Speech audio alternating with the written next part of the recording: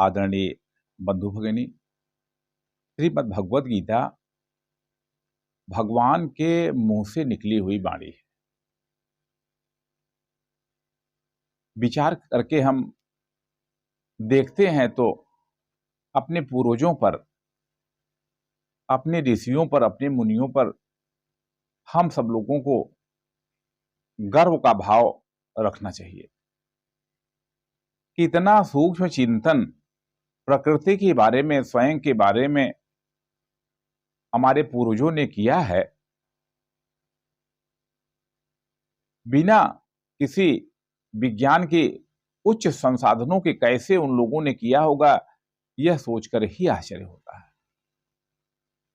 आजकल medical science में anatomy पढ़ाई जाती है, शरीर विज्ञान पढ़ाया जाता है, तो शरीर के विभिन्न अवयवों के बारे में पढ़ाया जाता है।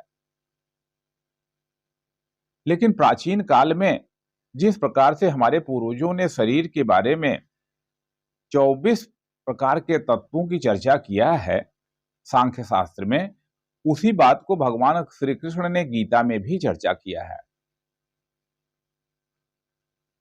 लेकिन हम सब लोग अपने प्राचीन ज्ञान से दूर हैं। हमारे हिंदू धर्म का मूल वेद है और हम सब लोगों को स्वीकार करना पड़ेगा कि आज हम सब लोग वेदों से कितने दूर हैं। इस्लाम को मानने वाले अपने धर्म शास्त्रों से दूर नहीं हैं। ईसाईयत को मानने वाले अपने धर्म शास्त्रों से दूर नहीं हैं। लेकिन हम सब हिंदू लोग, जहां से हिंदू धर्म का मूल है, वे वेद शास्त्र, उपनिषद, गीता, उनसे हम सब लोगों ने दूरी बना लिया है। इसीलिए हम सब लोगों को संकल्प लेना चाहिए कि अरे कम से कम गीता स्वाध्याय तो कीजिए। अगर हमें अपने प्राचीन को समझना है, अपने जड़ को समझना है और अपने प्राचीन गौरव को जगाना है, तो श्रीमद् भगवद गीता का स्वाध्याय हमें अनिवार्यता करना ही चाहिए। आइए हम श्रीमद् भगवद गीता के आज 13वें अध्याय के 5वें श्लोक को पढ़ते हैं। 13वें अध्याय का नाम है क्षेत्र क्षेत्रज्ञ विभाग योग। भगवान कृष्ण ने और हमारे शास्त्रों ने इस शरीर को एक क्षेत्र बताया है। साधारण शब्दों में हम समझ लें, क्षेत्र माने हम कह सकते हैं कि फील्ड या खेत, जिसमें बीज डाला जाता है, जिसमें फसल पैदा होती है, वह क्षेत्र कैसा है। तो इस शरीर में ही हम कर्म रूपी बीज डालते हैं और सुख दुख रूपी फसल काटते हैं। तो इसे समझना बड़ा जरूरी है। तो इस श्लोक में भगवान ने इस शरीर रूपी क्षेत्र के अवयवों के बारे में चर्चा किया है। आइए हम उसे देखते हैं कि वो श्लोक किस प्रकार से है। श्री भगवानुवाच महाभूतान्यहंकारः बुद्धिरव्यक्तमेव च इंद्रियाणि दशैकं च पंचचेन्द्रियगोचराः।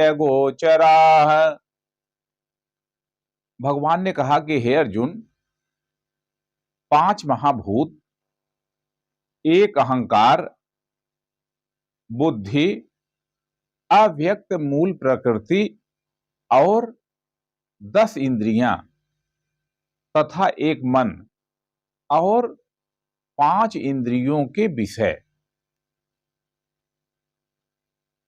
यह इस श्लोक का शाब्दिक अर्थ है। इसमें हमें जब हम अध्ययन करें गीता का, तो अगला श्लोक भी जोड़ लें, जिसमें कि 7 और बातों की चर्चा भगवान ने किया है जो क्षेत्र में आते हैं। तो ये जो 24 तत्व हैं, इतना सूक्ष्म चीज है कि हमारा जो निर्माण हो रहा, जो हमारा जीवन है, उसके मूल तत्व कितने हैं? तो 24 तत्व हैं। इसके शुरुआत में, शुरू के श्लोक में भगवान ने बताया कि ये वास्तव में जो क्षेत्र और क्षेत्रज्ञ की बात है, यह प्राचीन काल में पहले तो ऋषियों ने चर्चा किया, फिर वेद मंत्रों में भी इसका चर्चा किया गया है और ब्रह्म सूत्र के मंत्रों में भी क्षेत्र और क्षेत्र की बात कही गई है। इसलिए हम थोड़ा भी चिंतन करेंगे तो हमारे जीवन की समस्याओं का इससे निराकरण हो सकता है। विचार कीजिए कि 5 महाभूत कौन है? तो क्षिति जल पावक गगन समीरा, इन्हीं से हमारा शरीर बना हुआ है। आज योग में प्राणायाम की बात होती है। अरे हवा तो बह रही है, आंधी तो चल रही है, लेकिन वो हवा हमारे अंदर जा रही क्या? ऑक्सीजन हमारे अंदर जा रही है? श्वास की कमजोरी के नाते कितनी प्रकार की बीमारियां पकड़ती हैं, हम सोच सकते हैं। तो इसलिए हमें इन पंच तत्वों का अपने साथ समन्वय और संतुलन बनाकर रखना चाहिए।